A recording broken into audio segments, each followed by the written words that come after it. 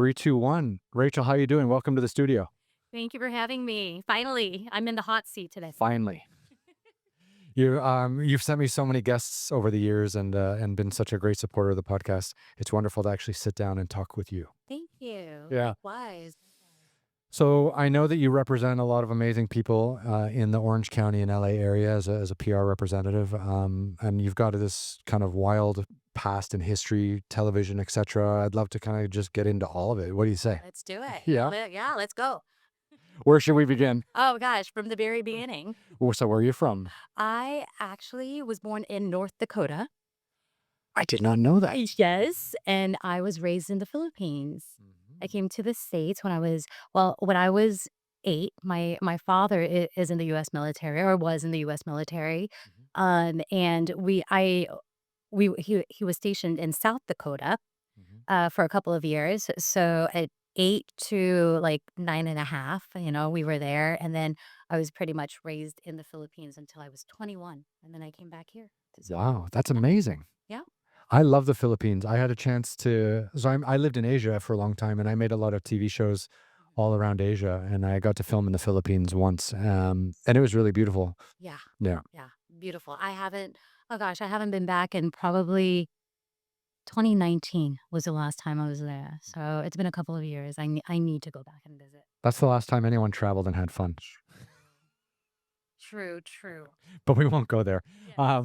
But so were you in Manila or were you in Subic Bay? Because I know there's a military base in Subic Bay, right? So we were in Pampanga, which is the Air Force Oh, base, yeah, in Angeles, and that obviously, with Mount Pinatubo pretty much exploding. I mean, that was kind of just like buried, you know. there was There a was a volcanic eruption, volcanic eruption, yeah, yeah. So and it buried an Air Force base. it pretty much did. It pretty much did. But What my what dad year was that? Oh my gosh, I can't even remember, but my dad retired, and we did retire. I mean, he did retire in the Philippines, but yeah, that was a long time in the revamping, That's wild of because the city. I climbed Mount Apo in 2019 in Mindanao province, Wow. which is the highest mountain in the Philippines, and it's an active volcano as well.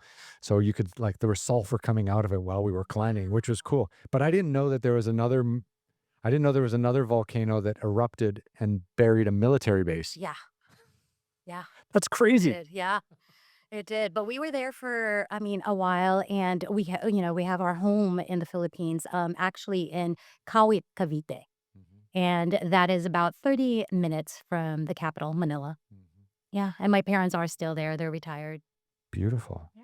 It's such a nice way of life there. Like people are so friendly and everything's like so laid back and all the fruit and vegetables are like so like people really care about like what they're eating. Like it's a tropical island. Like Cebu is gorgeous and they've got the other like the clearest ocean you've ever seen. Like people are scuba diving and snorkeling there.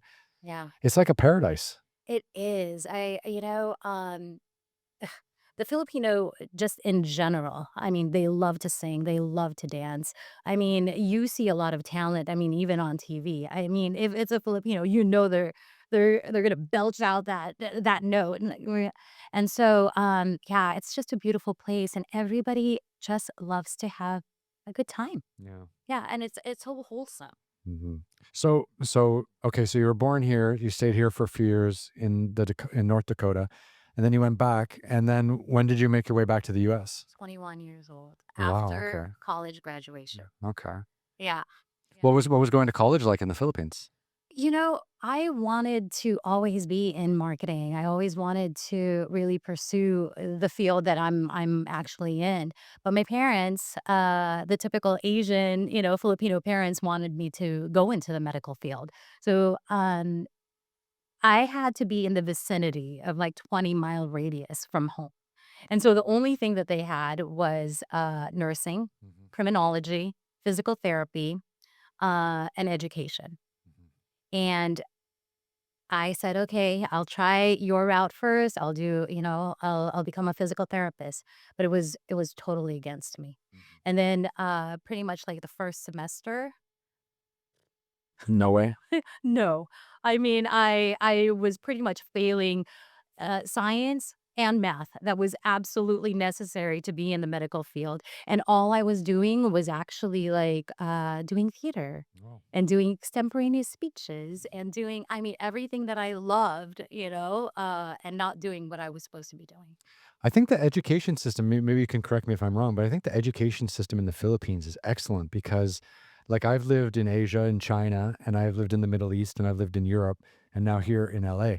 Like, the amount of highly skilled workers that the Philippines educates and then exports around the world, mainly women, is huge. Like, you see Filipino women everywhere, and they're nurses, they're doctors, they're educators, and it's incredible. I've never seen a country like the Philippines that exports their people all over the world. And I think the in Philippines, the number five income earner for the country, GDP, number four, number five is remittances from overseas workers. I bet. Yeah. I bet. I bet. Yeah. Yeah, no, I mean, education over there, I mean, we spoke English as, far back as, like, preschool, Mhm. kindergarten, and it's kind of normal. Mm, Yeah, it's kinda normal. mm, Yeah, and, I was always kind of, like, enamored by the English language anyways, you know? I mean, as a little girl, I would pull up a chair, 6 o'clock news, and just listen to, like, the, American newscasters. mhm. I was just like, I mean, I loved it, and then, going to bed, I actually would, listen to American DJs. Yeah. Because I think that the American military really imported American culture into the Philippines during World War II, I think. Yeah, Yeah. yeah. And you wanna hear a funny fact? I was filming in Taiwan in 2019, and we had all these Aboriginal people from Taiwan, that were working with us as porters because we were filming in this national park, and the national park, like, belonged to the Aboriginal people. So in order to film there, we had to work with the local people.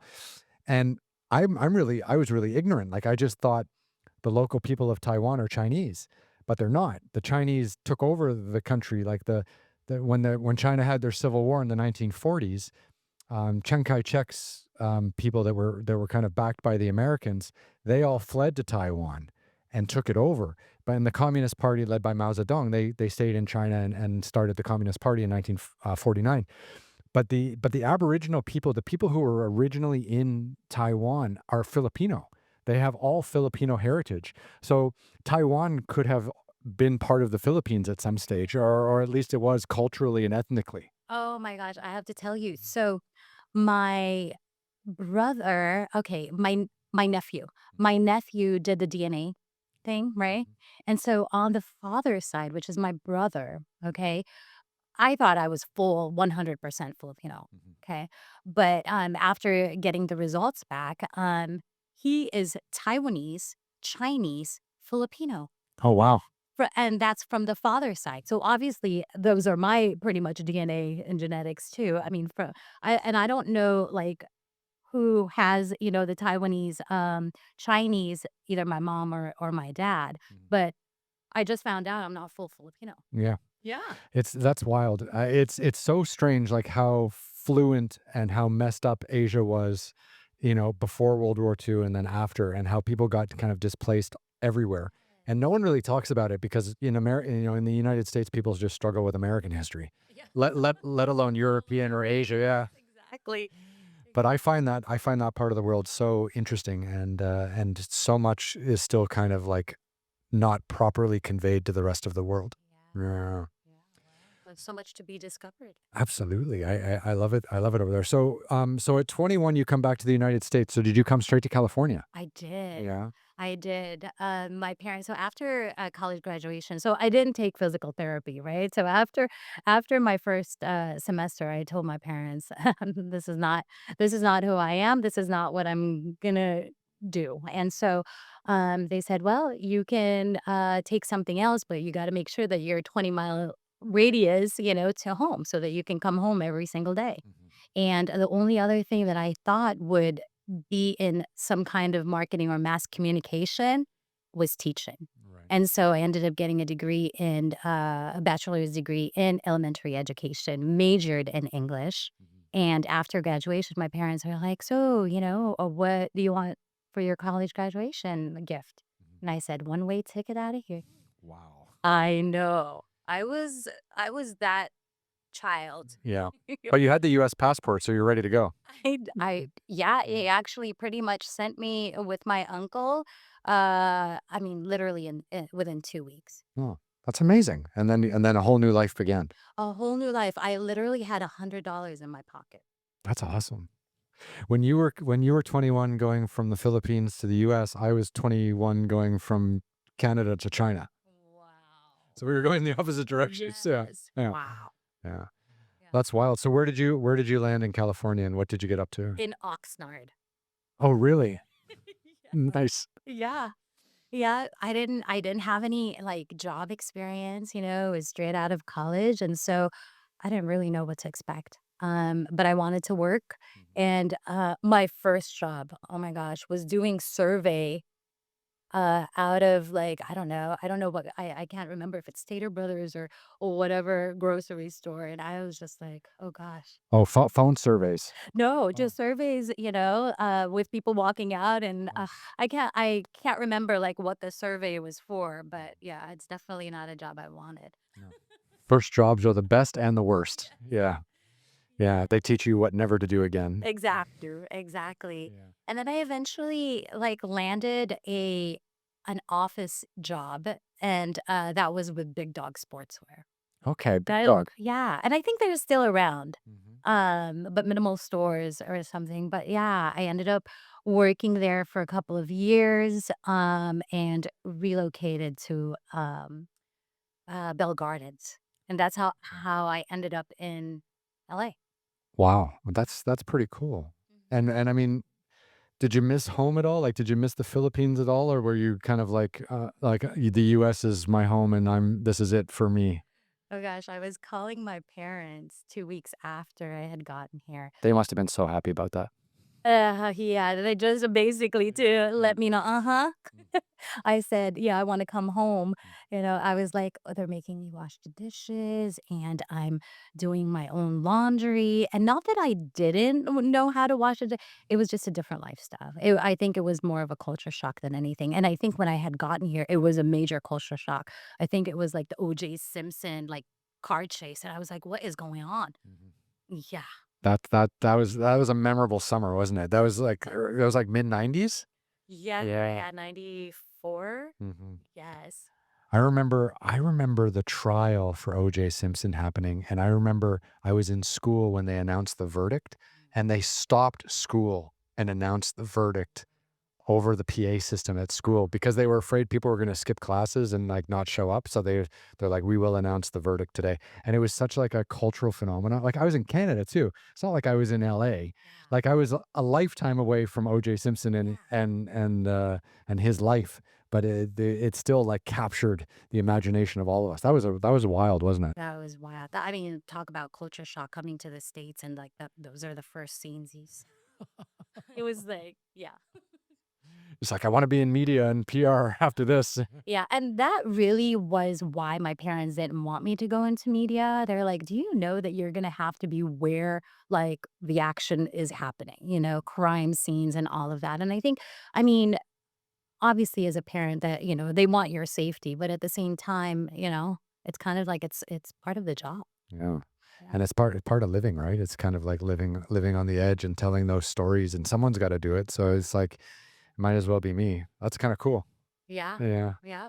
So after the sporting goods store for a couple years, I mean, how did you work your way into this field that you're in now? Oh my gosh. I Yeah. mean, it took a little bit because I ended up actually doing uh packaging Okay. boxes. I mean, for a lot of years. I mean, we've pretty much had our own, I pretty much had my own packaging company, but I did work for the manufacturer at one point and, the big distribution packaging, warehouse. What does that entail? Like I have no idea what this is. Like I know what packaging is, but were Yeah. you like were you dealing with like retailers or were you dealing with people moving? Like what's like or all of the above? No, actually, we dealt with the distributors. Okay. So we were kind of like the manufacturer, the uh, big distribution, and then pretty much dealt with the distributors that actually dealt with end users. Oh, that's interesting. So it's just all packaging materials. All packaging materials, boxes, tape, stretch film, I mean, you name it. Anything in terms of packaging and janitorial, like, that was my life for, I'm gonna say even, like, 20 years? Oh, wow. Yeah. So that was a long, like, is that a big business here in the United States or in California specifically? Oh, 100%. I mean, especially now, I mean, like, look, Amazon, I mean, those are all packaging. Yeah. Yeah. Wow, that's crazy. That must have been a wild ride. Like, you get to see it like this, you get to see this, that business and the way like people live from a totally different perspective when you're helping people move or working with companies to move their inventory and stuff like that. And just wild. I could never imagine being in like an Amazon fulfillment center and seeing all of the chaos that goes on there. Yeah, hopefully they have some kind of, like, system. I mean, I'm sure they have some kind of system in place, we hope. Yeah. Soon to be all robots. Yeah, that's Oh true. yeah. That's true. That whole business is going to get taken over, I think. Yeah. Yeah, everything is gonna be automated. But yeah, so from, sporting goods to, packaging, and within all of that time as well, I mean, I was married at the time, and, my, husband at the time actually just loved, just a serial entrepreneur. I mean, we literally had an Italian restaurant. We had a packaging company. We had a limousine service. I mean, you name it. We were in everything. So, yeah. And then it really was after the divorce that I actually went back into what I was called to do. Mhm. And now that I don't have anything kind of like, any kind of obligation in terms of like, I gotta do this and gotta do that, I really pursued what it is that I wanted. I mean, from day one, which is mass communication. Yeah, and you were doing that in school, right? You were Yeah. kind of doing English and Mhm. presenting and speaking and all this theater and everything like that. I So love it. that's wild. So it took you like a marriage and having and multitasking multiple entrepreneurial ventures to be like, forget that. I'm getting back to my roots. Yeah, I think at the end of the day, like, you mature and you grow up, and you have those lived experiences, and it wasn't until I was actually 40 when I said, like, when am I going to do it? Mm. And so, with the divorce, I actually like just wanted to find myself again. And I actually did like some kind of MRT training, and then What's MRT?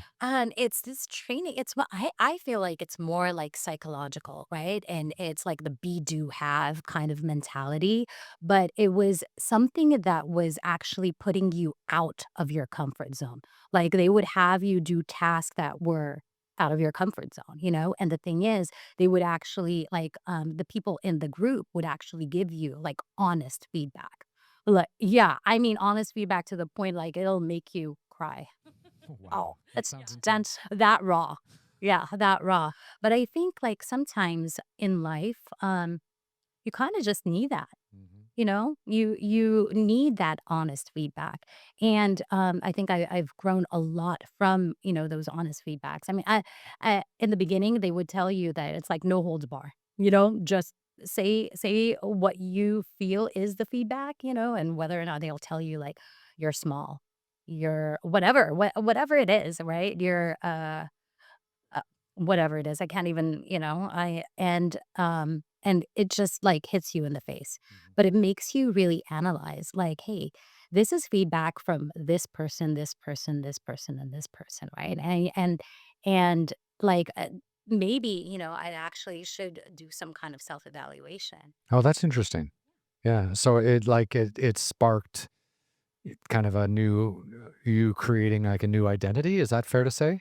I would have to say that I actually rebranded myself. Oh, yeah. Because you find yourself, especially in years of being married, that you are kind of like under the shadow of your husband, especially if he's, a big personality, just a entrepreneur. And you just, are more kind of like that supplement, right? And that support. And then you find yourself like, what is it that I want to do? And that's when I really just, started doing, like I said, different trainings, and I pursued radio broadcasting. Oh, that's awesome. Yep. It's amazing how many people go through life and never ask themselves what they want to do.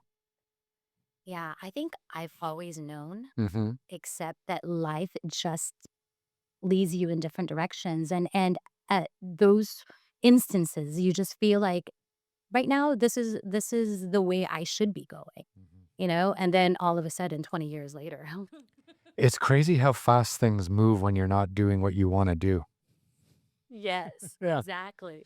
That's terrifying. But I think 40 is like a really good time to do that because I feel like you're rebranding for like the next chapter, like the second half of your life or the next chapter of your life where maybe, the first 40 years are a great way for you to figure out like what not to do.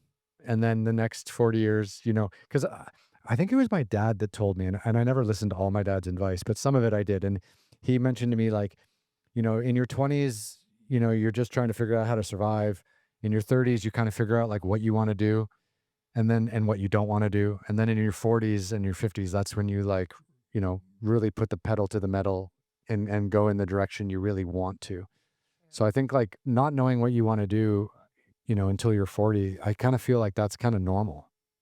Yeah, and I mean, now I'm so crystal clear of everything, because you have lived experiences. You know what it is that you're not good at, what it is that you are good at, what it is that you don't, want to do, and what it is that you want to do. And yeah, no, I'm in such a great place right now. Hmm. Yeah. That's wild. I sucked at math and science as well, so I knew I wasn't headed in that direction. Exactly. So broadcast, like, I mean, how did you kind of decide on that? Like, you knew what you didn't want to do. You were going to start prioritizing yourself and what you wanted. But how did you? I mean, what were the choices, and how did you land on that choice? So that choice was from the very beginning. I mean, even college days, right? When they were pushing me to be in the medical field, I've always wanted to be in mass communication. I was enamored by the English language. I kid you not. Like when I told my mom, like I'm bored. I mean, she would literally have me read the dictionary. Thank God the dictionary back then was like Not as it is now. Yeah. yes, and my mom actually invested in, encyclopedias, Oh wow. but in the Philippines, like, she couldn't afford the entire library, so she every month, she would invest in 1 letter. Oh wow, that's interesting. Yeah. Yeah, like Encyclopedia Britannica, like or whatever. Yeah. Yeah, I think I had those too, Yeah. because back before the internet, what else? How else were you going to learn? Exactly. Yeah. Exactly, and so I love to read, and, I guess, with my personality, ENTP, it's like, I can't get enough download. Like, I literally, even when I'm unwinding, I don't really watch TV, but I mean, podcasts and doing certifications, like, I'm such a nerd Mhm. when it comes to that, but only in, like, the subject matters that I absolutely love to learn. Yeah. What so mass media is broadcast media? Is that kind of the same? Yeah. Yeah. It's communication, obviously, like, public speaking, and, of course, like, I ended up doing radio broadcasting, and after I got the degree, I just wanted to go into radio. I didn't really want to be on TV. This is when you were in the Philippines. You wanted to get. Here. Oh, Yeah, here. Okay. after, at the age of 40, when I was divorced and everything, and just trying to find my way back to what it is that I was passionate about. And so after, the radio broadcasting degree, um everything that was given to me was on TV. Oh, wow, that's interesting. Yeah. Yeah.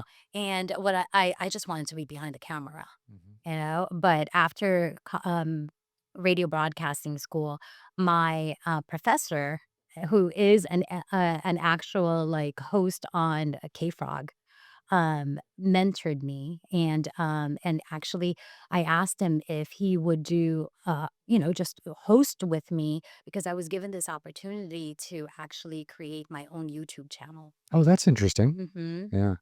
Yeah. What's K-Frog? Country.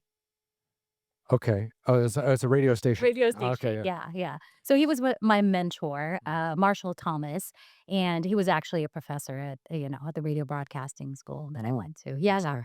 And when this opportunity came to me, I was like, I mean, I don't know who else I can co-host with, so why not co-host with, you know, one of my professors who is an actual expert at this. so they gave you a job to create your a YouTube channel for the station, or just your own YouTube channel? My own YouTube channel. I can't even remember the studio that actually kind of like did a call out Mhm. for not only students, but just in general, people who wanted to create content. And I auditioned for it and I had gotten the spot. And then I pitched them passion driven TV. Okay. Yeah. And it was spotlighting people that were doing, things that they were passionate about. That's what we do now. That's what we do now. Yeah. That's wonderful. So you were kind of way ahead of the podcast game kind of as it was coming to be, right? Yeah, like ten years ago. Yeah. Yeah. That's wild. Mhm. That's amazing. So you mentioned like you were happier kind of behind the camera and you were kind of happier with radio, but what was it like having this task of being in front of the camera and being on YouTube and hosting? Because that's a big task. It is, and to be honest, like, I don't like to be on camera.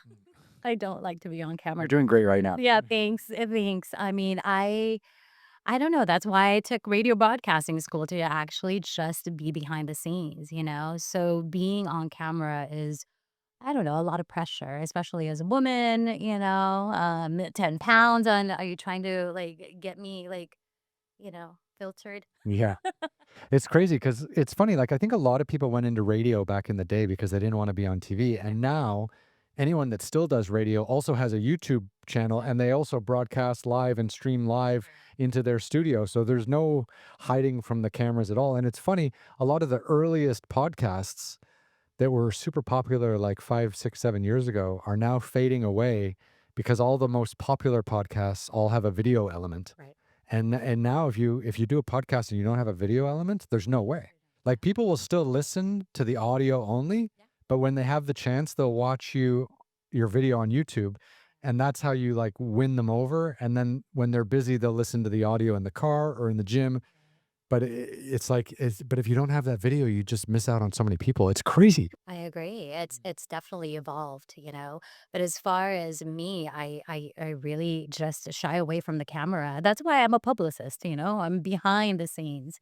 Yeah. But no, I mean it has definitely evolved, and I mean it's what people want nowadays, and we should give them. I mean, I think they want the human element, right? They want to be able to see, who is it that's talking, and it's more relatable. Yeah.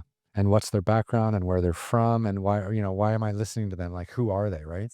Exactly. Yeah. Exactly. Yeah. So you got your mentor, your professor to come and join you on your YouTube channel to co-host with you. Like, was that successful? Did you enjoy it?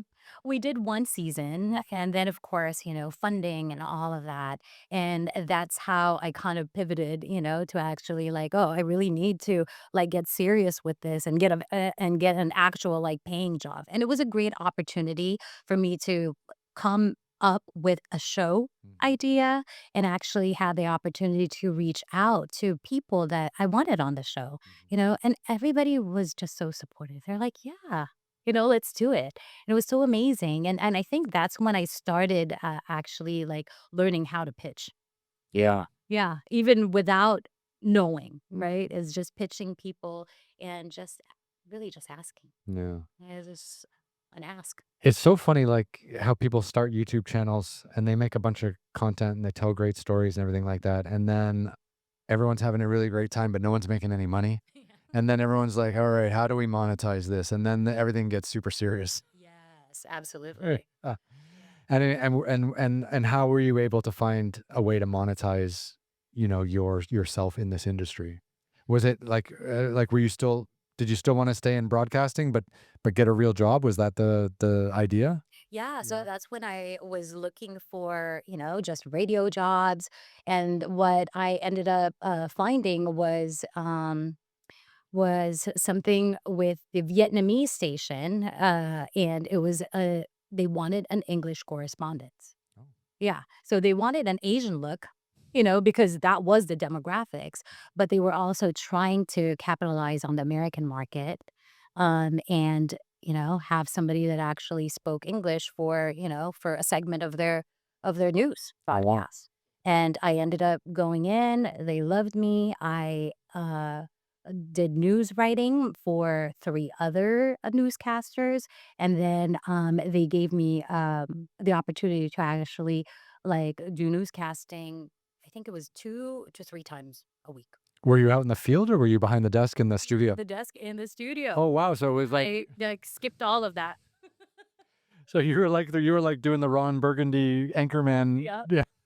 Yeah, I mean, just out of radio broadcasting. Yeah, Yeah.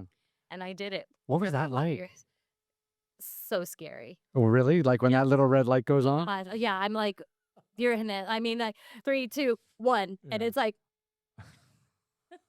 I couldn't imagine that pressure. I mean, like, that would be a lot of fun though. I mean, did you ever, do you have any memorable moments of being on air? Like, was there anything you covered like live or anything like that? nothing live. Yeah. Really, it's prompter reading. But I think the one thing, ooh, was the news writing, because I had to write for all of the newscasters and myself. That's a lot. That's a lot. Yeah. You had to do local, state, and then nationwide, and then international.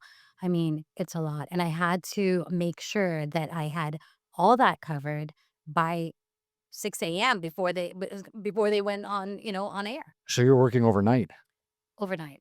I mean, my eye bags were literally like, yeah. Yeah. I mean, it was so bad. And then you had to go on air, And then I had to go on air a couple of days out of the week, half asleep. half asleep. That's tough. And just writing all that stuff too. Gosh. Wow. I mean, as much as I love writing, Mhm. I think that was a tough job. Yeah. Yeah. That's wild. You're the first person I've met who actually did like studio broadcast news. That's amazing. Yeah. Yeah. Yeah. I met another guy who used to work for like CNN locally, and he did a lot of stuff in the field, but like not like being in the anchor's seat in the studio, Yeah. directing traffic. That must have been a hell of an experience. Yeah. It was fun while it lasted. I mean, like I said, being on camera is not something that I actually desired, but it was a great experience. And then had the opportunity also to do some feature reporting for Philam TV. I mean, they're no longer, in business, but yeah, that was fun as well. And just doing local community events, and really spotlighting the Filipino community, different brands, businesses, artists. Mhm. What was it like? I mean, how fulfilling was all of that knowing where you'd come from, like after your divorce and kind of rebuilding and rebranding yourself and kind of following your dream and kind of chasing what you wanted? Like, even though it was a grueling job and it was tough and you're working all night to write and then you're on air at 6 a.m. I mean, Yeah, I mean, it still must have been thrilling in some way because of where you'd come from, maybe? I loved it. Yeah. I loved it. I think it just gives you pride, Yeah. to be able to accomplish something, not under anybody else's shadow, but really like your own merit and accomplishments. And not that you weren't smart and brilliant and amazing, but it's just different when it's really like your everything in it. Your heart, your soul, your talents, your giftings, your experience, your knowledge, everything. Being able to choose your own direction is really powerful. It is. Yeah. It is. Yeah, That's it's wild. fully. Yeah. That's interesting. That's cool. That's I mean, I've known you for like 2 years and we never had this conversation, but it's great. So, I mean, was that the end of it? Like, did you kind of like, did you sign off and move on from that? Like, was that the experience that you were looking for, but then it also was the end? I think that was the experience that I was looking for. You don't know until you actually get to do it, right? Yeah. And is this something that I really truly want to do day in and day out of my? my life. Write news all night. Right news, be on air. I mean, in the meantime, like I definitely did love it. I think I needed those experience to be able to actually pitch my clients and know what angles to pitch journalists, what are they looking for? And I needed that experience in the work that I'm doing. Yeah. Yeah. That's wild. I still can't imagine like writing all night for everyone else and yourself and then having to go on air at 6 a.m. and be presentable. Yeah. Just mentally, forget about physically. But believe me, yeah. Thank God, like I'm reading a prompter, right? And thank God that I've actually read it 5 million times while I was writing it Mhm. to be able. But the one thing that is hilarious is trying to pronounce all of like the Chinese names and like because you have or just I mean just foreign names in general. That's like So, yeah, it's so tough, and I don't want to butcher anybody's name, but I'm sure I did. yeah. How good were you at reading the prompter? Because I've been in a few situations where I had to read a prompter before and it totally took my attention and I ended up like looking at it too much to focus on it, but that's obviously not what you're supposed to do. You're supposed to be very casual and just read. But I was terrible at it and I'm much better kind of off the cuff. Yeah. Yeah. Yeah. Um, because I'm trained to do it, I actually love it, because and yeah, it kinda, came natural to me. Oh, that's great. Mhm. Powerful stuff. Yeah. So so when how did you end that career and start the next? Gosh, how Did you did go out in a did you go fuck yourself, San Diego, like Ron Burgundy? Like, did you go out on a high note? No. No, I wanted to continue actually, like, how do I continue with dealing with the media, Mhm. but actually pitching to them? And getting clients to actually get on because we got a lot of emails from people wanting to be interviewed, and I was like, is there an actual like profession that would do this, and actually, can actually get people on different podcasts and radio and TV and all of this and actually make a living. Yeah. And that's when I don't even remember, but I ended up connecting with another publicist and just she pretty much took me under her wings. And that's when she told me like, yeah, that's called, being a publicist. Wow, that's cool. Mhm. So you went from broadcast journalism to essentially being a publicist and doing PR for all the amazing and you're living in Los Angeles too, which is like PR capital of the world because everyone here has something that everyone needs to know about. Definitely. Definitely. I'm in, like, the perfect place. Yeah. But I ended up actually working for a company, called Big Hype Marketing, and, I was actually trying to get in just as, somebody to do marketing for them, and when, she obviously, found out about my background, she's like, I'm a publicist." And she's like, "But I don't have a public relations department." And she says, "If you would come on board, we'll make a public relations department." And so I ended up being the public relations director for the company. And that's a really where I got my experience. Yeah. And it's so crazy because, like, my first, clients were big names. I mean, like, NFL players, international basketball players, Marcus Ogden, Dr. Tawana Smith, Dee Trinata, which is a hip hop, artist. I mean, big names, and I literally was glean. Mhm. Yeah, First time around. first time.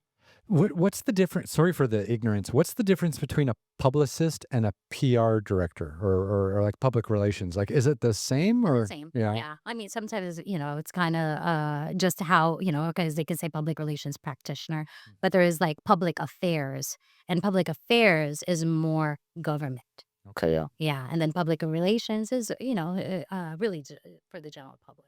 That's wild. Yeah. Mhm. So what was it like? You know, it's interesting that you went from broadcast journalism into like what is essentially like a PR agency, right?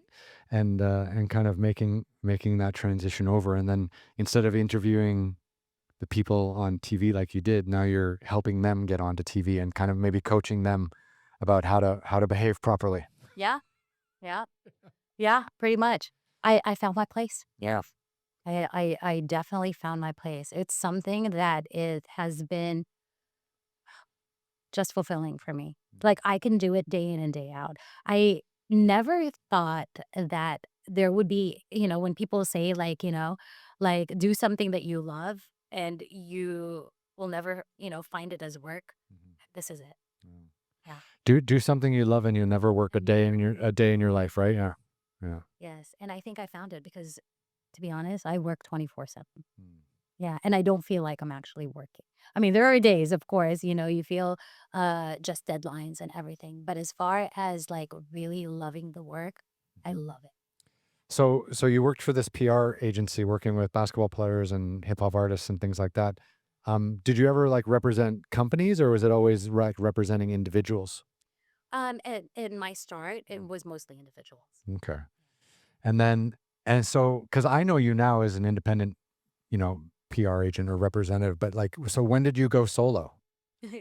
I mean, literally within a year. Uh, really, you had enough of working for the PR agency, or? I think I've always been an entrepreneur, Mhm. and Well, you had a restaurant, the limo service, the packaging service. Yeah. yeah. I mean, so the thing is, I think, you just need a direction. Sometimes you're at where you're at, at that time and place, and you gain the experience and the knowledge, and then it's time to move on, But yeah, after that, it was great. It's That's great doing my own thing. that's amazing that like after just a year you were like, okay, I'm gonna go for it on my own now. Because a lot of people never make that move. A lot of people are just too afraid to like go it on their own and have to like set up an LLC and figure out how to manage the budget and it's accounting and billing and receivables and all this kind of stuff. Like it's a lot to deal with. It is, and I think I'm on the other end of the spectrum. Is like I don't like working for people. Mm. I mean, just, and it's not to say, like, because I do work for people, right? But in the confinements of, like, the 8 to 5 and, or maybe corporate is more the terminology, and having to do the 8 to 5. Like, I think I have to be, like, that free spirit to be able to actually, you know, um, not controlled. Yeah, I think that's right. I feel the same way. Like I don't mind working 80 hours a week, but I need to be able to choose the 80 hours. Exactly. And I just don't want to have to bend to other people's will. Yes, yes, and then it's not to say that you're not working for other people because I am. Yeah. I mean, I definitely represent a lot of great, a lot of great public figures and brands, Mhm. but it's on my own terms, right? And the thing is, it's like they have the respect that you're representing them well and that you're guiding them. Yeah. Yeah. And I mean, you've sent me like dozens of guests here on the podcast, and I've had a wonderful time kind of chatting with all of them, and they've been always so wonderful. So I've always appreciated that. But it's interesting how you found this space and made it your own. Yes. So I'm very, very grateful. Yeah, because like I said, it's a really, really where I'm supposed to And how long have you been out on your own doing this now? be. 8 going on 8 years. Okay. Yeah. And I mean, could you imagine being anywhere else other than Los Angeles? No. I mean, I am in Orange County, totally different, but, yeah, it's like worlds different. Just an hour away. Just an hour away, Yeah. hour and a half away. Yeah. Yeah, but no, I love it here. I love it here. SoCal is I mean, where else would we live? Yeah. It's pretty nice down here. I think it's like I don't know if I'm gonna stay forever because I've always moved and I've always moved around so much. But if I have to leave LA, it's gonna be pretty tough to leave. Yeah, Yeah. and you've been everywhere, and to make LA your home, wow. Well, I thought it'd be fun. Like I thought it'd be fun, especially after COVID, as a way of like resetting. Yeah. Because I think all of us kind of, or at least a lot of us in the entertainment industry who were traveling around a lot and doing a lot of interesting things, I think COVID was a bit of a reset, and I think coming here was kind of nice as a way to reconnect myself, with the entertainment community, and just because I had been kind of off on my own for 5 or 6 years, just making stuff for people, but not really spending time rebuilding relationships, keeping people in touch. Like I was off in jungles and climbing mountains, so it's nice to be able to come here and actually see people again and be part of the industry before I go back out into the wild. That's funny. Yeah. So 8 years in, representing individuals, businesses, and things like that. I mean, what have you learned in this experience thus far?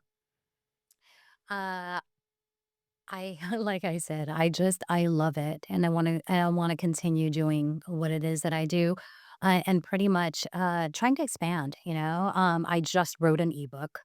Mhm. The thing is, I this was a long time in the making trying to write a book, through COVID and, but I couldn't get myself to, like, writing everything that I know and sitting down. I mean, I thought it was like, that's a lot of work. Mhm. But, I figured, gosh, why don't I do it per topic, Mhm. And then eventually compile all those topics and create, the book. Yeah, because then you've got chapters. Then you got chapters, exactly, and so I just did that. I've been doing all kinds of certification, doing grant writing and, public, pretty much, public speaking, everything and anything. Now AI is in the mix of all of this. Just wanting to be, pretty much in what everything is going on and what people need. How is the AI industry affecting the public relations businesses? I mean, are you seeing? I mean, maybe it's making you more efficient. Maybe it's making your clients more efficient. Like, does it help with press releases or getting your clients media attention? Like, I'm just curious how it's affecting your space.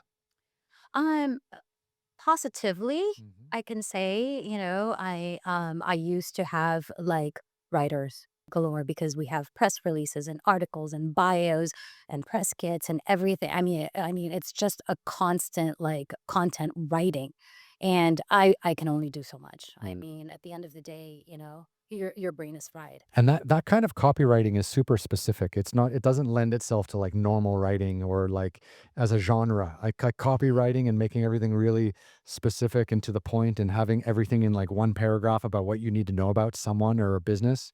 It's not easy. No. Yeah. I've Yeah. had to do it myself for quite a bit, so I get it. Yeah. Yes, yes, and you can always call me. I could do it for you. Yeah. But, yeah, no, I mean, positively, obviously, research is easier, compiling stuff is easier, writing, is a lot easier. But obviously, there's a lot of things that go along with that, right? I mean, ethically and professionally, there's just a lot, with AI, and so I'm still in the process of learning because every single day, it's an evolution. Yeah. Things are changing fast, aren't they? Fast, very Yeah. fast. In 3 years from now, this will be AI and I won't even be here. Or me. Exactly, right? Who knows? Waiting for that universal basic income to save us all. So, I mean, so you're 8 years in, you wrote it an ebook about everything kind of you've learned along your journey. Are you are you still as excited about PR today as you were 8 years ago? Or are you looking to shift and take us in new directions? I love doing what I do. Mm. I think now it's, like I have interns and I do mentorships. And recently, my business partner, Heidi Wombolt of the Ascend agency, came to me and she has this idea of actually teaching what it is that we've been doing for the last, couple of years.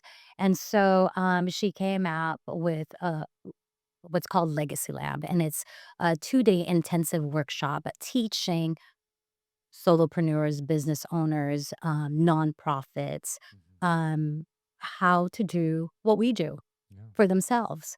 And it's PR, marketing, advertising, branding, Mhm. and yeah, we're actually launching it next year. Yeah, it sounds funny, and I was a journalist for many years, and of course, you were on broadcast TV and stuff. Like, it's amazing how many people out there don't understand how to engage with media. Yeah, absolutely. I think it's such an important thing now because there's so much media and so many independent podcasters or independent journalists. It's like if you don't know how to engage with the media and get your story across, it's like there's no hope. Like you're not like whatever you doesn't matter how brilliant you are, if you can't get that story across, nothing's gonna happen. Yeah, everything is based on content and storytelling. and then humanizing it, right? So being on podcast, on the TV, on the radio, like people actually are able to see you, hear you, you know? I mean, sometimes even engage with you, they do live streaming. And so it is a necessity. And the thing is, it's also a kind of like a third party endorsement, you know? Yeah, I mean, yeah, for sure. I mean, if someone wants to tell your story on their platform, I guess it can be kind of an endorsement, or like when people come on the podcast, I always try to tell people, or I always try to like figure out what my position's going to be on who they are or what they're doing, and I always try to just like listen with an open mind and an open heart, but and then sometimes I'm generally excited or enthralled by what someone's doing, but I try not to like overly endorse it Yeah. because you don't know, right? Like you don't know, some people might come in with their own agenda or something like that, and that can always be a little bit confusing. But yeah, getting people media attention and getting the story out and having, these outlets endorse or positively share, some great entrepreneur's story or some business's new development. I think that's pretty powerful. Yeah. And when it comes to PR, it is about, the positive image, right? It's about the perception of the public. And when it comes to like my clients, I mean, it really is highlighting, what it is that they're doing good in the world already.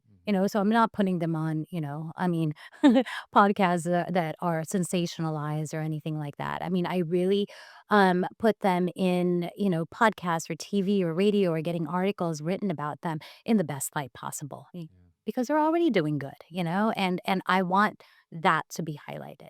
Yeah, no, absolutely. Is it hard to get people's stories out into the world? Like again, like if you don't know how to engage with the media yourself and it's very time consuming, you definitely want to hire a professional PR person or publicist like yourself. Like how I'm just curious, like someone comes to you and they're like, "Okay, I'm a consultant, I do this and this. Like help me get my story out." And like what do you do first? Uh, Pretty much look them up. Make sure there's no criminal record. Yeah, yeah. Yeah, but I mean, and that's the role that I have to play anyways, right? Is to make sure that everything front facing is everything that, you're proud to actually like put out there. And some people just don't know, like, oh, you shouldn't be doing, putting this image up, or you shouldn't putting that reel up, or you shouldn't have, a rant on, Facebook, or yeah, because I mean it is public facing, and so what you want to highlight is what they are all about, and so yeah, I mean, put your best foot forward Mhm. there, but yeah, definitely, I have to kind of like do an audit first, right? And what is in the internet, Yeah. you know, and how can we? Because it is about reputation management as well, Yeah. you know. You don't wanna be as a PR agent and as a publicist, you don't wanna be representing someone that's doing something terrible. No, Mm, absolutely not, mm. and So there's no arms dealers in your, in your client base at the moment? it's not to say that, I mean, everybody has like who has like a spotless, but I think it's like it's something for us to actually say, hey, I mean, is there room for improvement? Is there room for to actually like make things right? Mhm. Right. And I think everybody is able to do that, and that's why they hire publicists too, is to be able to actually like mitigate people's reputations, right? Yeah. And to make things right. Yeah. It's interesting. So when a client comes to you, you do your audit, and then I know that you also put together like a little media pack, like a little 1 or 2 page about their careers, their personal life, and like some talking points that they can talk about if they're engaging with the media and stuff like that. And then obviously you must have this like massive black book of journalists, television producers, podcasters, and then do you just kind of reach out to all your best kind of media outlets and podcasters and everything like that and be like, "Hey, what do you think of this person?" And then just wait to see back? Yeah, I mean, it's a case to case basis, Mm. right? Because every client is different. I mean, one can be a filmmaker, the other one is a doctor, another could be an NFL player, so you can't pitch them to one, particular, I guess, genre. I mean, You can bring them all here. yeah, I mean, definitely on the Ryan podcast show, like, but it's not all the same. And so, through the years, obviously, I've built relationships with the media, and just and it just is. It has to be relevant. It has to be relevant because why would I put anybody, that is? I mean, their demographics has to make sense, right? Yeah. That's the challenge, isn't it? It's just like it's like pairing up the media outlet with the personality that you're representing and making sure that again, whatever they're doing that's amazing in the world is gonna be portrayed in the correct light. Oh, definitely. Yeah. And like I said, when I'm pitching my clients, I don't need the sensationalism. I really want to get the message across. Yeah.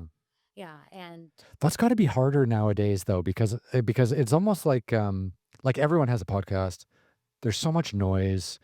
There's so many people. There's so many journalists. There's like I almost like I it's almost like there's more media outlets, but it's also harder to break through. Does that make sense? Is that like am I just creating that in my head or is that a truth? no, that's definitely true because they're also, wanting to make sure that you're 100% match, for their readership, for their viewership, for their listenership. I mean, it has to be a match. And so it defeats the purpose of putting somebody in there that's irrelevant for your demographics. Yeah. That's gotta be interesting, like trying to put all these personalities together and make sure everyone gets along. Yeah, that's fun. So tell me a little bit more about this Legacy Lab. legacy lab. So you're putting together these training sessions, these classes for individuals and companies that just don't know where to begin with PR. Yeah. Yeah. I mean, if somebody really can't afford the monthly retainer, because it is a monthly obligation, is to be able to actually like do it for themselves, and or at least know how to do it, I mean, everybody in some way, shape, or form needs marketing, Mhm. needs PR, needs to advertise. I mean, if you're in business, it's not a one off. I mean, you really need to be able to do all of it, and branding. Mhm. And I do sponsored events too, and to be able to actually like get sponsorships, for your events or get sponsorships in general, Mhm. because like monetizing. I mean, how do you get people to monetize to actually support what your cause is, whatever that is? Yeah.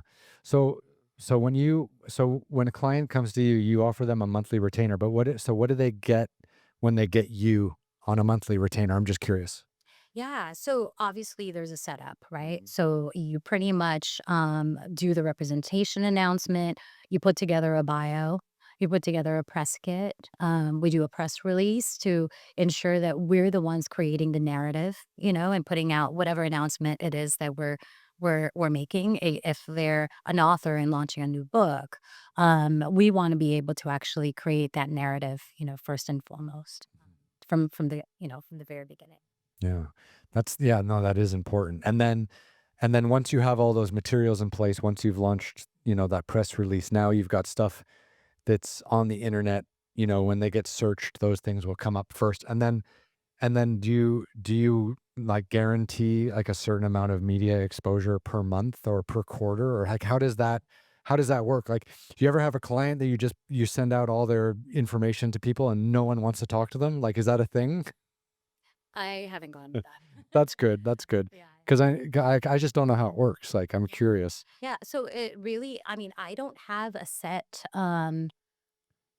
guarantee as far as, like, you're gonna get at least 2. Mhm. I mean, if you ask my clients, they get well above and beyond, Mhm. what, anybody has done for them because it's so funny because I have clients coming to me and their former publicist, the only thing, he or she did was get a press release on their own website. Oh wow. Okay. That's tough.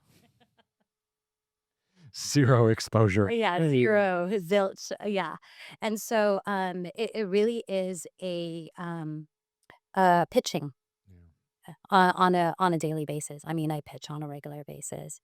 And yeah, securing, I mean, pretty much across the board from TV, radio, podcast, getting articles written about them. And if they are a brick and mortar Mhm. business, so med spas, restaurants, um, Gyms. gyms, Yes. anything of that sort. I mean, a chiropractor, like if they have a practice, I do events as well. And like I said, it's all pretty much sponsored, if not, 80%, because there is some cost involved. But I mean, auction items for nonprofits. I mean, I do it all. And how many clients do like, because you're running an independent PR company, like how many clients do you think you can effectively serve without growing your business massively? Like, and I'm always curious about this because like sometimes I ask people in the entertainment industry who are agents or managers, like, do you have 100 clients? Do you have 10? What's the number where you think you can actually like properly give everyone the correct amount of attention? Because that's your business, right? And like if you're not available for these people that you're working with and helping them promote their careers and their businesses, then it's tough, right? I'm Right. just curious, like, what's your number? For me, see, the thing is, it's like there's different clients, so they're not all PR clients. Oh, that's interesting. Yeah. Yeah. So some of them are only hiring me specifically for events, Mhm. some to actually procure sponsorships, Mhm. some to just do influencer marketing. Mm. And so they're not all PR clients. Okay, so I Yeah. was mistaken. Yeah. But yeah, as far as just, strictly PR, I mean, yeah, I mean, you would have to. It's a lot of work because it's a pitching on a regular basis, and yeah, if you don't get, I mean, at least one article or a podcast interview or something, I mean, that's yeah, that's detrimental. And what's it like having your business in Orange County? I mean, are there enough media outlets that are close enough to Orange County for your clients and for your client base? Or is everything in Los Angeles? Because like I know Orange County is only an hour and a half away, but I'm not that familiar with it. So I'm just curious, like how much is going on in Orange County versus LA, and how much of the success of your clients and their business and their PR exposure are they actually having to come to LA to do? No, I mean, nowadays, everything is digital. Oh, so they're able to do interviews and everything like that over Zoom and Over Zoom, yeah. or StreamYard, or yeah. So I mean, COVID actually uh, did some beneficial stuff, right? And to be able to actually do things virtually now, as opposed to going to like different radio stations or television stations. Although they would prefer to actually go. I mean, some people actually love the feel and the vibe of actually going to a studio. Yeah. Yeah. Like for me, because I'm someone who is also selling myself or creating a brand for myself and things like that. I love the in-person experience, and that's why I do this here. But if I was your client and you asked me if I wanted to go to LA to do a face-to-face with someone versus a Zoom, I would always choose the face-to-face because if I'm selling myself and I'm trying to create something for myself, like that's where the personality comes in, that's where the branding comes in. It's those it's those nonverbal cues. It's the stuff that you don't get when you're just looking at a screen. Yeah, no, most definitely, Mhm. most definitely. I do agree. Mm. I do agree. But yeah, no, I mean, the world is so much smaller, and I don't have just Orange County or LA clients, LA based clients. I mean, I've had clients from the UK and from Japan. I mean, really, anywhere in the world. Like I said, the world is so much smaller, and if they're and I mean, their brand is international, anyways. I Mm. mean. And so for the UK clients or the Japanese clients, you would help them with US exposure. That's Yeah. exactly what they want. Okay. That's wild. That's cool. So the legacy labs, I mean, what do you teach people in 2 days to make them more comfortable with their media engagement?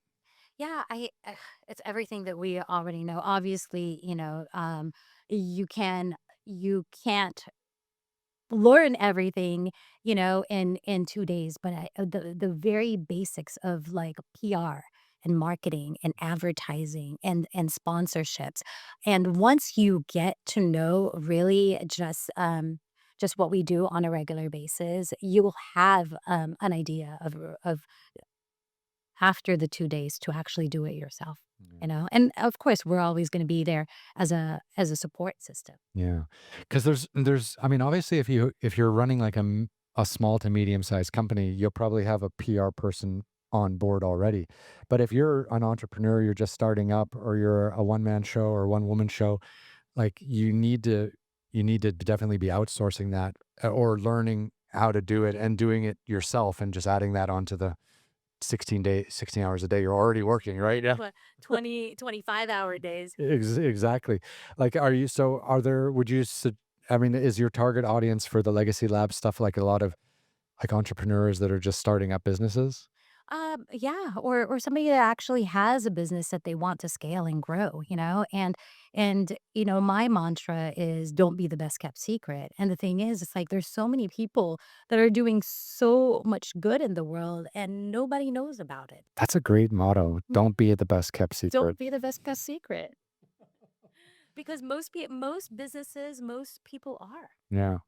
They just put their head down and work and work and work, and then they do all this amazing stuff in a vacuum and no one knows about it. No one knows about it. Yeah. And so how do you scale your business? How do people get to know about you, you Mm, know? And so being able to actually pitch yourself, to be able to go, and get interviews, mhm, that's going to offer you a whole new world, right? And potentially clients. yeah.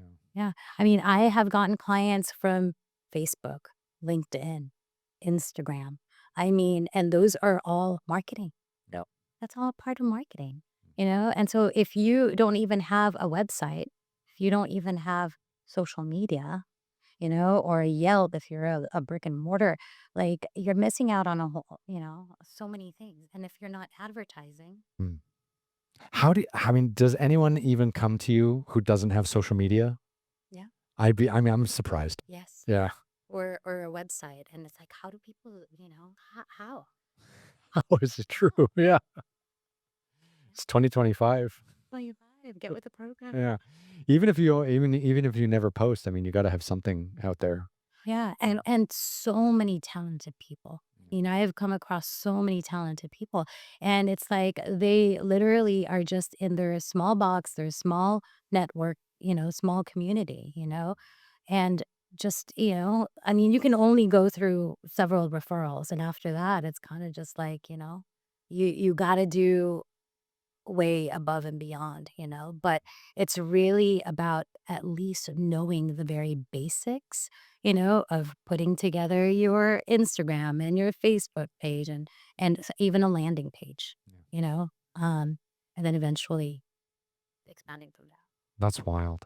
That's so cool. And I like this Legacy Labs because like you're actually, teaching people kind of how to do it themselves and giving them a bit of a playbook as to, okay, like you're getting started, you're getting your business going, but don't neglect this because this will help you grow. This will help you grow. I mean, why are you doing what you're doing anyways? Mm. I mean, yeah, you could be a great writer, but what are you doing with all the writings? Yeah. You know? Some people's minds just don't work like that though. Like they're so focused on what they're doing and they want to make like I'm thinking of like engineers, like Or artists, right? yeah, they're so in their own head that Mhm. they don't even think about how to get the word out. Right. Yeah. Yeah. That's wild. I mean, do you still I mean, do you work with like any actors or personalities, or are you really just working with people who have businesses? So through COVID, Yeah. there was no production, so nobody was I mean, yeah, they were making music, but there was no concerts, no films being made, and I pivoted my business at that time, and I was like, gosh, where is it thriving? Mhm. What industry? And that's how I, came to like start representing doctors. Mhm. Yeah, so majority of my clients are pretty much in the health and wellness and fitness, holistic, yeah, but, I mean, I represent filmmakers. I don't really have, any artists on board right now. No. Yeah. It's interesting though that doctors, holistic medicine, healthcare, that's very Orange County, and it's interesting how like important those voices are. I think today, right? Because I think we've come through this period, from 2019 till where we are now, and we've been kind of sold various messages that might not resonate as being true these days. And I feel like, doctors, people who are practicing holistic medicine, and of course healthcare professionals, they have a lot to say about how to stay healthy and how to maintain a certain level of health so that, whatever comes around in the future, we can brush off Yeah. without having to go through what we've gone through the last few years. Yeah, we're informed and educated and, can actually make sound decisions. I think that's true actually. And I was having a chat with someone the other day, and my father is in his like late 70s, and he really grew up in this generation of like trusting healthcare professionals or trusting lawyers or trusting, and there was this kind of like inherent trust of like, oh, that's a professional, they went to school to do that. If they give me something, I'm just going to take it. And whether, whatever it is, like a doctor giving pharmaceuticals or a lawyer giving advice. But now with all these tools that we have, we can go and say, like, actually, that's not the best thing to do. We can actually change our diet and do this and exercise like that. And then when you do that research and you figure out that there's a lot of things you can do on your own, then you got to go and search for people to maybe guide you along that way that, are a holistic healthcare professional or, our personal trainer so that you can find these paths yourself without just blindly inherently trusting this ancient system that no longer works. Yeah, and that's Disruptors. yeah, disruptors, exactly. But that's the whole point, of being informed and educated. And I think, with the internet now is to be able to actually go on different like podcasts and see, I mean, what are others doing, in this day and age? And does it make sense? Before you actually just like, okay, whatever. I love this medium, and I love the fact that disruptors are making so many waves these days. Because if you sit on a podcast for 1 or 2 hours, like you can't bullshit someone and you can't bullshit an audience for 2 straight hours. Right. Like it doesn't matter how great a politician you are, like you can't bullshit for 2 straight hours. And I always find it so interesting, like the people that are coming on podcasts and talking about things that they truly believe in as being important. And I've actually done some podcasts with some of your holistic doctors and listened to their approach. And it's amazing how passionate and concerned they are about the pitch that they have to share. And it's so funny that how so many people from the legacy healthcare business or the legacy legal business or all these, none of them want to do podcasts because they know what they're selling and they just can't keep up the fraud for 2 straight hours. Right. It's always a little difficult. Um, but so Legacy Lab. So if someone wants to like sign up, like how like what kind of commitment is it for them, like time wise? 2 days. That's it. That's it. So you can do it on a 2 days. weekend.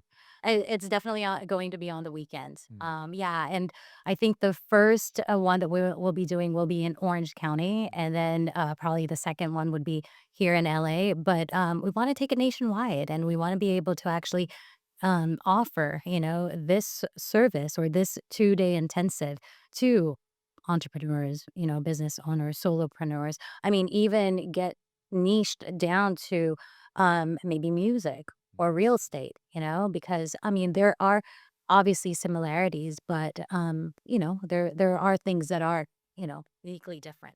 I think personally that the real estate agents in Los Angeles, some of them have totally mastered social media. Like they've got drones flying around their new properties. They're doing interviews with their clients. They're some of them, and some of them, because I sit around, I watch a lot of YouTube because the podcast is on YouTube, and then I watch other podcasts as well. But there's so many great real estate agents that are just killing it on YouTube, getting millions of views for these gorgeous properties because they understand how to connect with their audience and connect with the media. That's it. Yeah. And that's all marketing, Mm. and they themselves are now kind of like influencers. Yeah. Yeah, that's exactly it. They become a real estate influencer or a medical yeah, it's crazy how everything is kind of turned on its head in about 10 years. Yeah. Yeah. Do you ever tell clients like they need to start a YouTube channel or they need to, start streaming or doing, reels and stuff like this on Instagram? Like, do you kind of Do you ever try to, like, push them out of their kinda comfort zone and try to get them to be more front facing? Like, I'm just curious because you can do a lot and you can get their story out and you can put together the deck and put together all this stuff to make them look great and give it to the media and even get them on various, but do you ever tell them, like, "Hey, you need to really start doing this on your own to get the word out?" Like, is that part of your strategy as well, yeah? Absolutely. Do they feel comfortable doing that? Some of them, they don't want to, of course. Mm, I mean, that's not really like something that they're used to. They're doctors, yeah. and but we have drone operators, we have videographers, we have photographers, So you can help them along the way? so we can help them. Mm, Yeah. that's wild. Mhm. That's so cool. I like this idea of like trying to teach people how to do it themselves too, because not everyone has the budget to do a retainer. Not everyone has the budget to have someone in house. And when you're just starting up a small business, every dollar counts. And sometimes you just kind of have to do everything your own. And then I think actually, if you learn how to do it yourself, you're better off because then when you hire a professional, you can be more engaged and more of a co collaborator and less of someone who's just being kind of dragged around and not knowing what's going on. 100%. Like I said, it really is about information and education.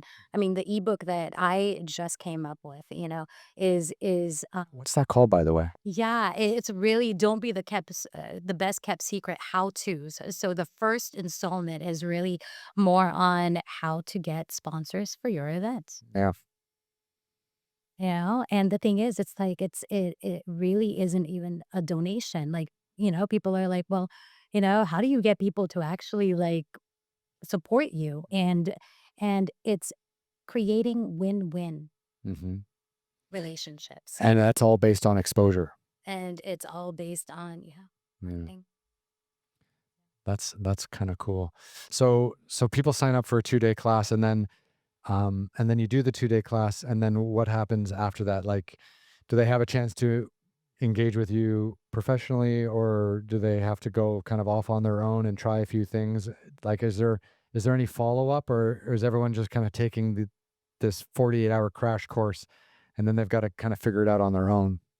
No, definitely Heidi and I are available, for support. Yeah. I mean, obviously, if they even want, kind of like a month to be able to actually help, hold their hands Mhm. through the process. But in this 2 days, we're actually going to do things, as far as like how do you pitch yourself to the media? How do you get sponsored, for your events? How do you write a press release? Those things. So they're actually going to see like actual templates, the things that we use on a regular basis, to be able to actually utilize it for themselves. That's cool. Are you gonna create, like, some user groups and stuff like that where people taking classes in different parts of the US or at different times can, like, ask questions and engage? Because I think that would be super interesting, like, "Oh, I took Legacy Labs in LA, but there was a Legacy Labs in Chicago, and that person's kinda doing what I'm doing, and I'm curious if I can ask them a question or something like that," even though they were in different classes. Yeah, I mean, I think we should create a Facebook group for that. Yeah, that'd be fun, Yeah, that yeah. would be fun. Thank you. Or like a Reddit thread or something like where people can post questions and then other people who have gone through the program or even a moderator like yourself can like chime in and keep kind of helping or communicating this idea of just how important it is to engage properly with the media and again not be the best kept secret. Exactly. Yeah, that's cool. And when does all this start? So as soon as we actually officially get the event space, Mhm. we'll be announcing everything soon through Rachel Deer's PR and of course through the Ascent agency. Hmm, amazing. Amazing. Well, I mean, I hope it's so this is going to be like a big 2026 thing. Definitely. Yeah. 2026. Yeah, we're excited. I think it's amazing how much has changed since before COVID, and I think if you have a media strategy that you developed in 2019, it's completely useless.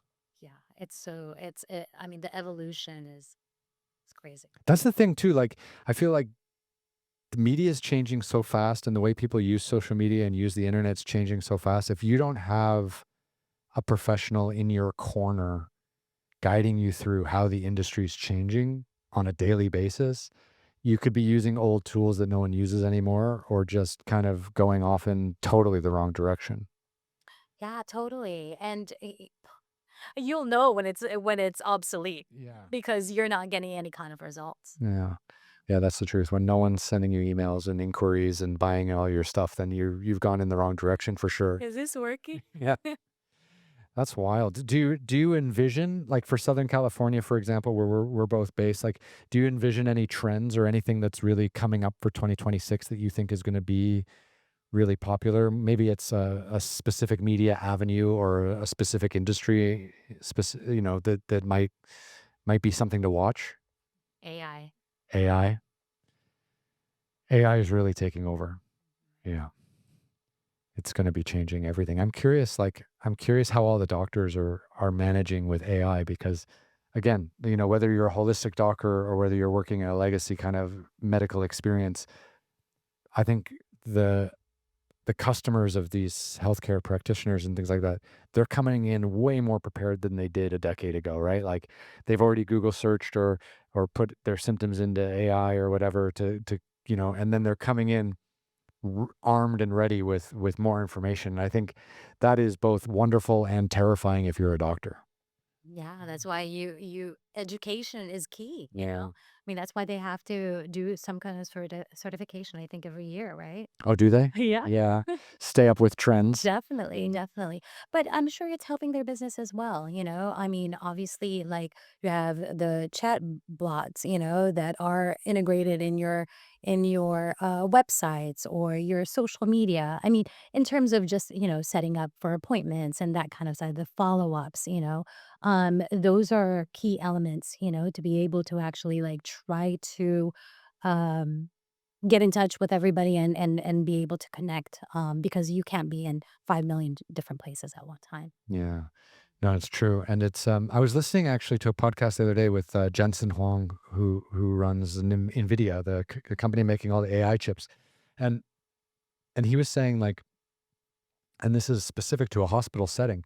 He was saying that AI is getting really good at diagnosing visual medical documents. So, like chest X-rays or MRIs and things like that that give out an image, right? And then it has to, and what's happening is you'd think that the MRI technicians or the X-ray technicians would be out of a job because AI is doing this, but actually AI is doing this faster and they're able to see more patients because everyone has issues, and actually the hospitals are hiring more technicians because they're actually processing the review of these image documents, healthcare documents faster. And it's actually leading to a small rise in jobs. So it's not actually taking away any jobs. And I thought that was really interesting because everyone's kind of doom and gloom these days about how AI is going to take away everyone's job. And I thought that was a interesting example that he gave specifically about the medical industry. Right, Yeah. right. Yeah, I mean, there are positivities, and negatives and everything, and so, yeah, I think it's us, really looking into it. It's like, how am I ethically using it, Yeah. right? Yeah, To better the patient or better the customer. Yeah. of course, Yeah. always. That's wild. So Legacy Labs is coming in 2026. Yep. Rachel, it's been great to catch up. So is there anything that we missed or anything that you wanted to chat about that to bring up that we didn't get a chance to talk about? No, I think we pretty much covered everything. Hopefully, you'll have Heidi, Yeah. yeah, on so she can expound on it. I mean, this is her brainchild, actually. That's wild. Yeah. That's wild. So where can people find out information about you? You've got a website on social media? Yeah, RachelDaresPR.com. Okay. And the Instagram as well? Rachel Dares PR. Yeah. Across the board. Excellent. Well, Rachel, thank you so much for coming on the podcast today and sharing all that. And I wish you all the best and keep sending me all your amazing clients. I'm loving all the conversations. Amazing. Yes, for sure. 100%. Thank you. So now we can go up here just to show people, come on in a little bit, just to show people we're in the same room. Great to see you again, Great to and see you. come back anytime. Awesome. Thank you. Thank you.